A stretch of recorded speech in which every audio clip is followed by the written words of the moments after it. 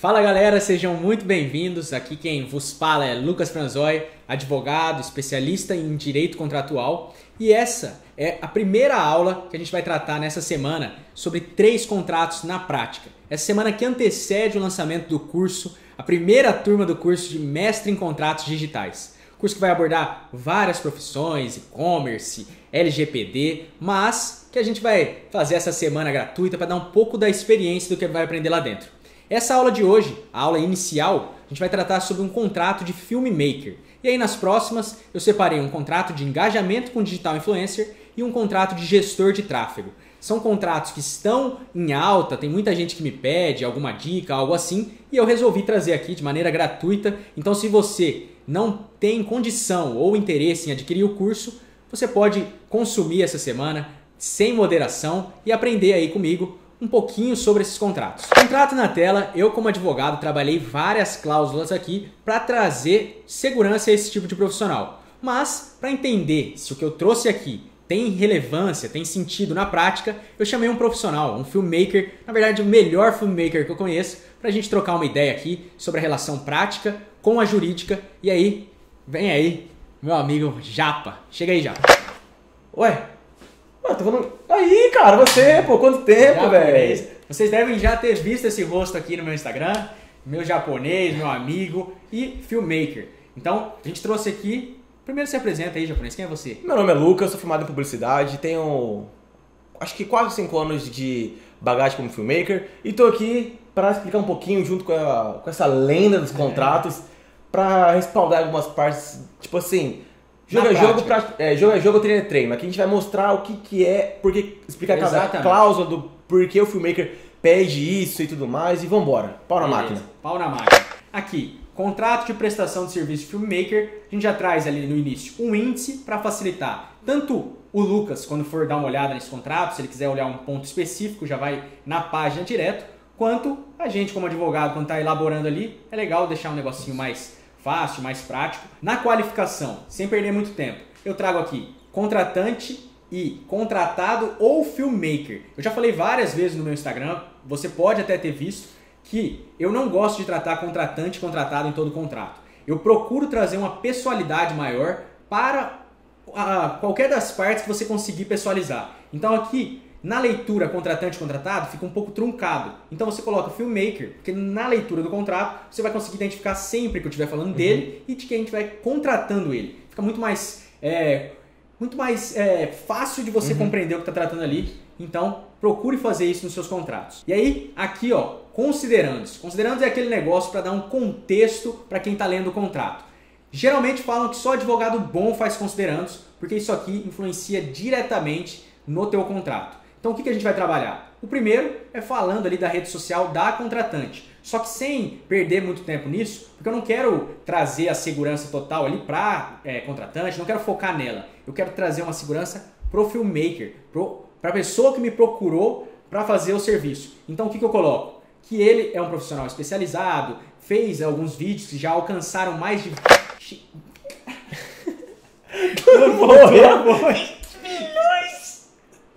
Você já produziu isso aqui, é verdade? Já produziu vídeos que alcançaram mais de 20 milhões? Irmão. Já produziu. Já produziu. Então aqui quem tá lendo o contrato já entende, ó, esse filmmaker não é qualquer um, não é um cara aí com uma câmera que fez a edição e gravou os vídeos. Ele tem um lastro, ele já fez alguns trabalhos relevantes. Isso ajuda a pessoa ver e falar, cara, o preço que ele tá cobrando ou o que ele tá falando é verdade. Te dá mais sentido. Isso, te dá mais... deixa você...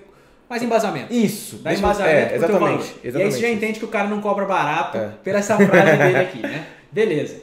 Olha aqui, ó. É de interesse da contratante que o filmmaker faça a gravação e edição dos vídeos, e aí as partes celebram esse contrato. No objeto. O objeto é a cláusula quase que não. É a cláusula essencial dos contratos e é o que a gente vai ter um cuidado maior para trabalhar aqui. Então, primeiro a gente coloca que o objeto desse contrato é a prestação pelo filmmaker a contratante de serviços de filmagem e edição de vídeos para as redes sociais desta, de acordo e com a forma e quantidade a seguir especificada. E aí eu trago um quadro aqui mostrando período de contrato, quantidade contratada e formato dos vídeos.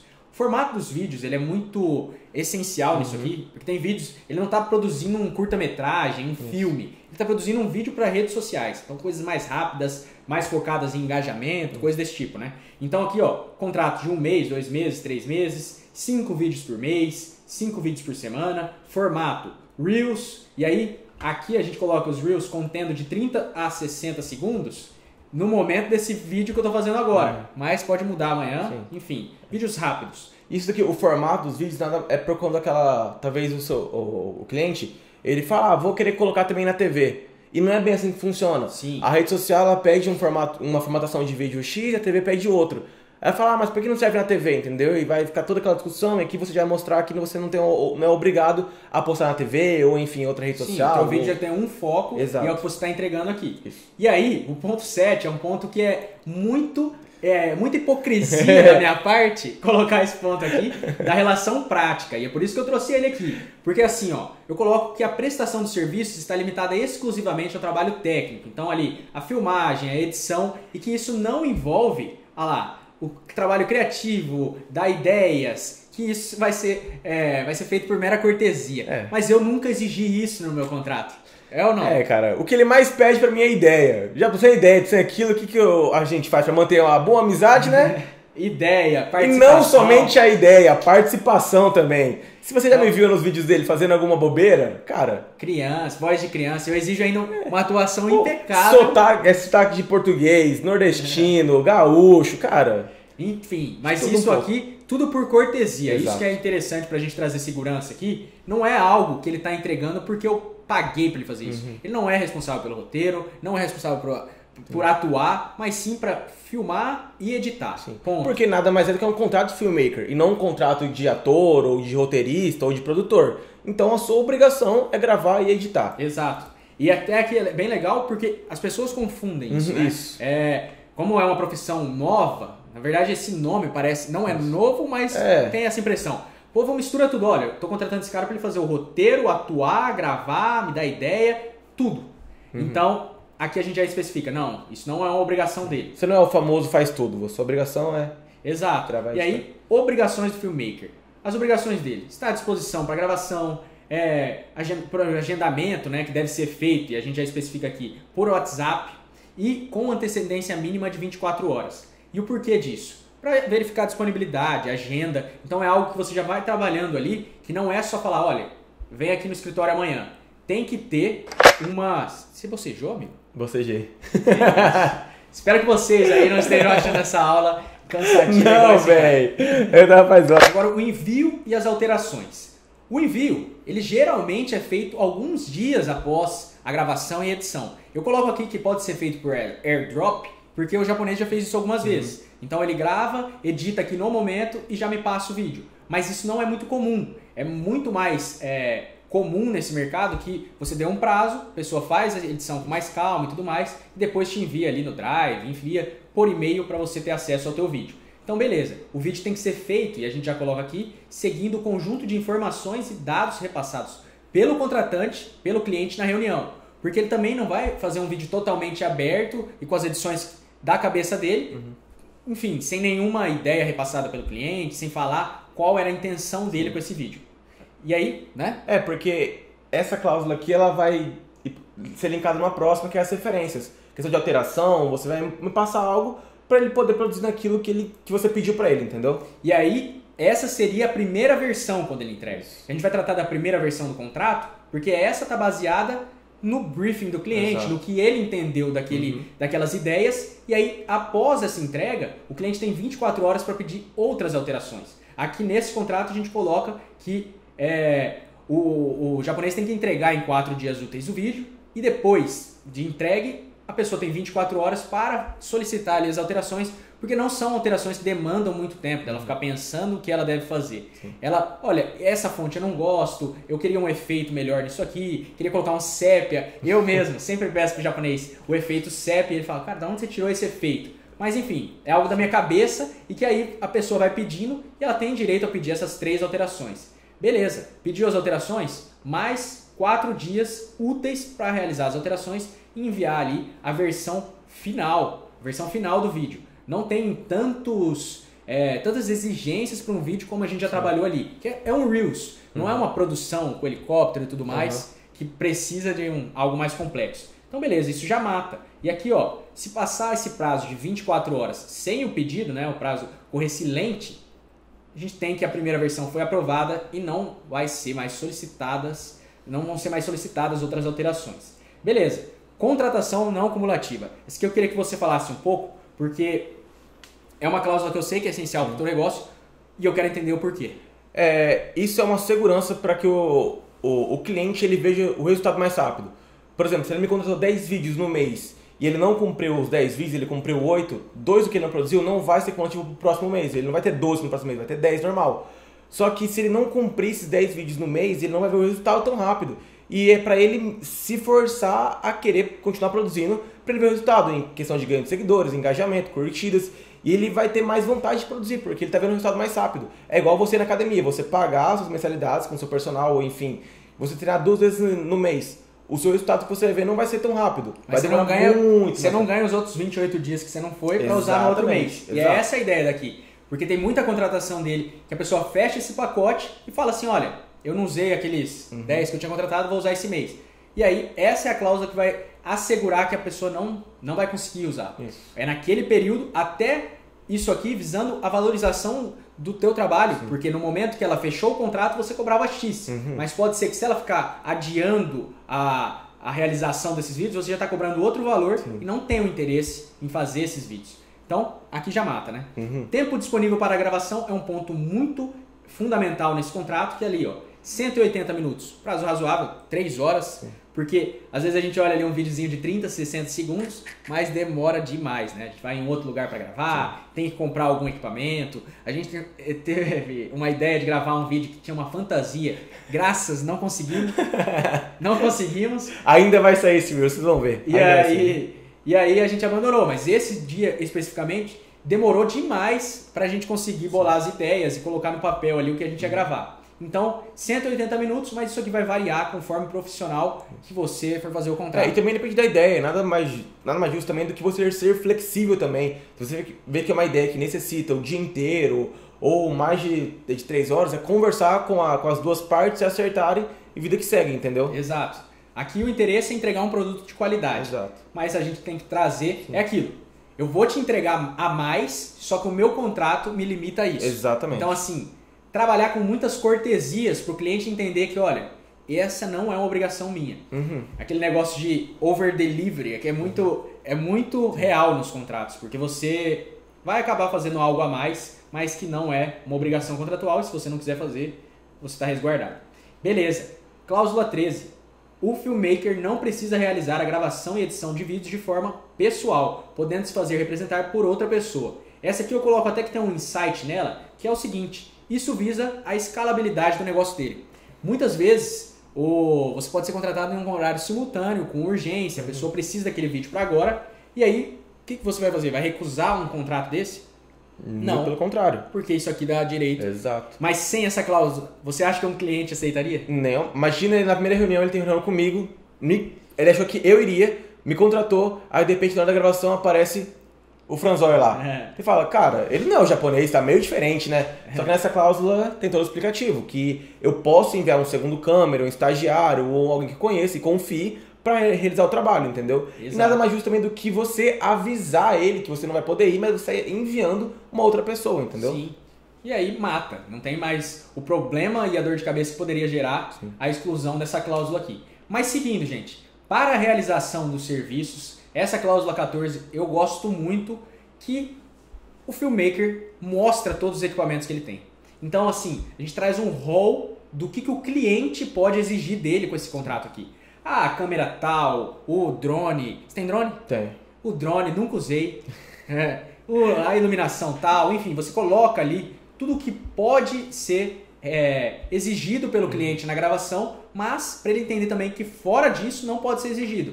Fora disso não é um direito dele. E isso, o porquê que eu coloco que é um insight? Porque valoriza o passe. Muito. Se você valoriza, né? Muito. Se você for pesquisar o valor de cada material, câmera, lente, iluminação, E sei lá mais o que envolve, que é caríssimo assim. Monitor, bateria, cartão de memória, tripé, tudo é muito caro nesse ramo. Tudo é muito caro. Então a pessoa ela fala, cara, é melhor eu pagar esse valor dele do que eu ter que investir em uma câmera. E às vezes não saber nem mexer na câmera. Exato. Então eles falam, cara, isso vale aqui a pena. É a valorização do passe material. Exato. Porque tendo tudo isso aqui, você ainda não consegue executar um trabalho como você executa. Não é só ligar a câmera e pronto, ela vai fazer isso tudo sozinha. Depende da peça que está atrás da câmera. E isso está apenas nos valores materiais, fora os intelectuais. Sim. Você, por exemplo, formado em publicidade, curso de cinema e tudo mais. Então, isso ajuda também a cobrar o preço que se deve ser cobrado. Exato. No contrato a gente já entende isso, já justificou lá em cima pelos números, agora pelos materiais, e aí fica fácil você dar um orçamento para a pessoa com o valor que você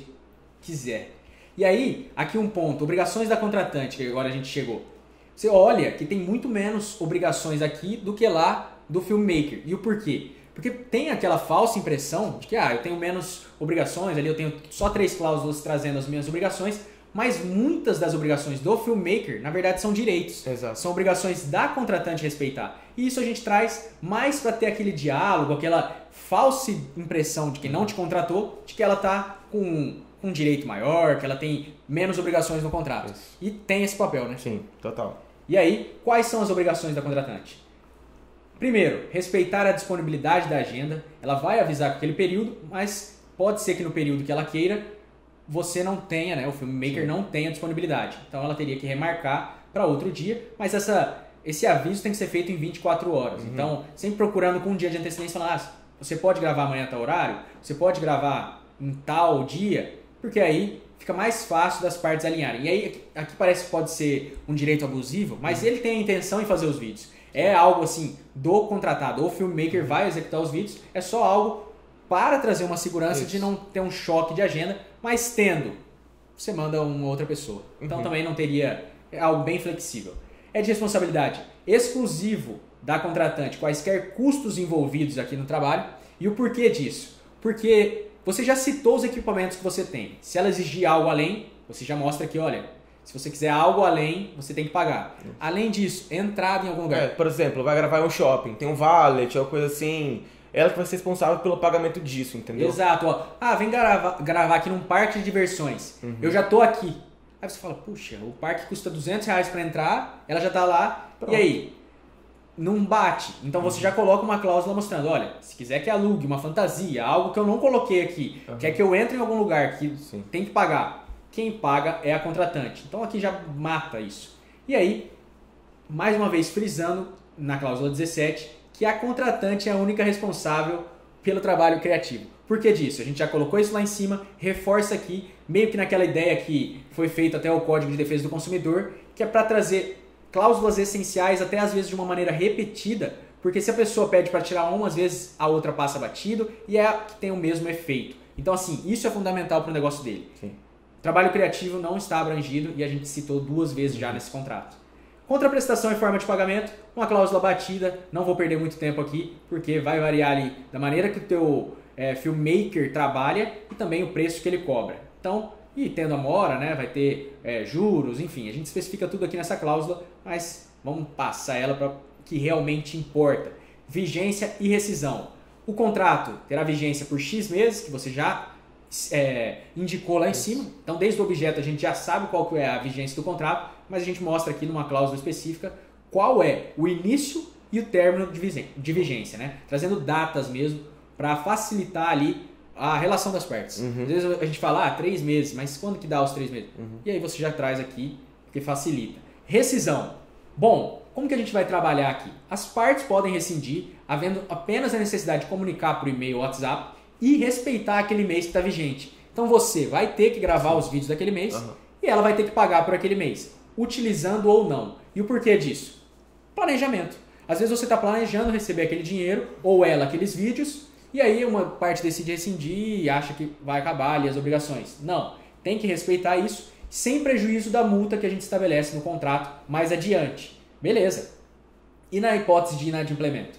Bom, poderá também rescindir o contrato. Então, se uma parte, e aí geralmente a contratante não estiver pagando, é um motivo para você rescindir. E havendo a rescisão, você fará jus aos valores dos meses trabalhados, para também não ter aquilo. Ela fechou um contrato de 3 meses para pagar só lá no final.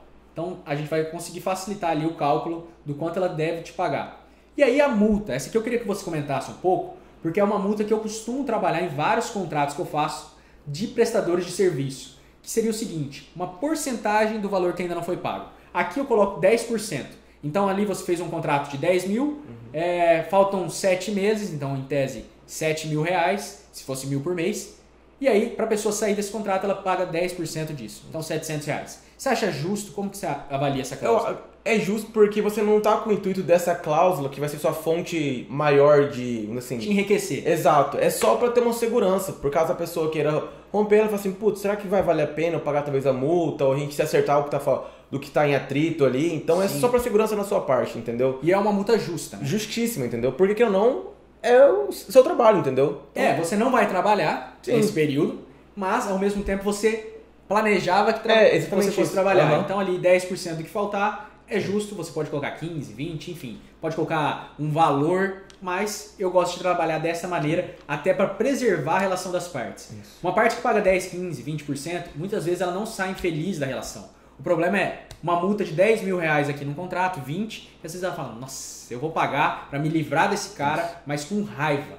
E aí isso aqui busca minimizar isso. Beleza, direitos autorais. Nos direitos autorais a gente trata aqui, o filmmaker fez a gravação, fez a edição, mas o vídeo é da pessoa, os direitos autorais são delas.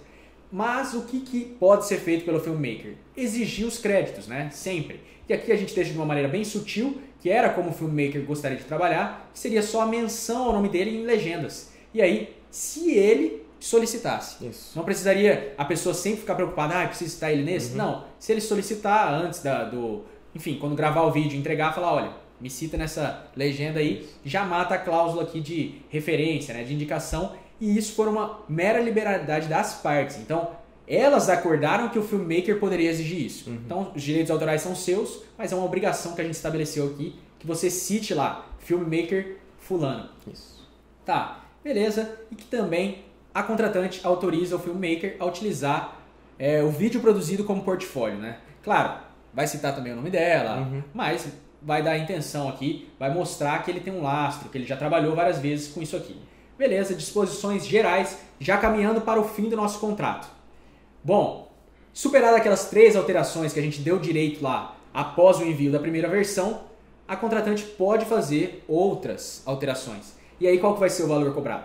30% do orçamento mensal. Parece um pouco complexo quando eu falo isso, mas aí uma dica que eu dou para você quando estiver fazendo um contrato, que traga alguma cláusula um pouco mais trabalhada, assim, um pouco mais confusa, que você traga um exemplo. Então, após trazer a redação da cláusula, eu já coloco a título exemplificativo e explico como que vai ser. Então, ó, se as partes celebrarem um contrato de 3 meses, no valor total de 3 mil, o orçamento mensal será considerado 1.000, que seriam 3 mil dividido por 3. E aí, 30% do orçamento mensal, 300 reais, que aí é o valor da alteração daquele projeto. Isso. Então, fica fácil de entender. É porque senão o filmmaker não para de trabalhar para aquela pessoa naquele vídeo. Porque às vezes ela pede 3, ela pede a opinião do Franzói, ela pede minha opinião, a opinião de um terceiro, e cada um manda um monte de opinião e ela manda pro cara. Eu já fiz isso, inclusive. Às vezes você coloca uma música de fundo, manda para algum amigo e ele fala, putz, essa música eu não gostei. Isso. Aí um outro gosta, um outro sugere uma música falando, putz, essa ficaria ideal. E aí você vai pedindo para alterar uma vez atrás da outra, não acaba nunca o serviço. Exato. Claro, você quer trabalhar para essa pessoa para sempre, mas não no mesmo projeto. Exato, exatamente isso. Então pra ela entender que, tipo, cara, às vezes ela pede e no final fica a primeira versão. Fala, puta, aí você trabalhou, ficou lá dias e dias e dias e dias, fazendo várias alterações, porque, cara, não é tão simples, tipo, altera aquilo ali. Na verdade, se você alterar um pedacinho, altera todo o produto final. Então você tem que mexer na música, você mexe naquilo ali, e quando você vê, você tá fazendo 3 vídeos para aquela pessoa de graça. Bom demais. Aí já especifica ali, tem esse custo. Bom, vídeos adicionais. Como a gente especificou nesse contrato, já indicou quantos vídeos foram contratados, por quantos meses e tudo mais, se quiser exceder isso, te pedir um vídeo a mais nesse período, a gente já estabelece qual é o valor dele. Provavelmente vai ser um valor menor do que contratar esse vídeo avulso, se ela te procurar só para ele. Então a gente já traz aqui como se fosse um benefício desse contrato mensal. Então, vídeos adicionais já estabelecemos. Agora, o foro contratual. Essa cláusula é muito importante que você sempre tenta atrair para o foro do seu cliente, para quem te procurou. Então, alguém está em um local e o contratante está em outro local, traga, se estiver pelo contratante, para o local dele, ou pelo contratado, tente puxar para o seu. Porque é um custo muito elevado você litigar em outro foro. Então, é uma cláusula para você sempre se atentar em atrair para o teu cliente. Beleza.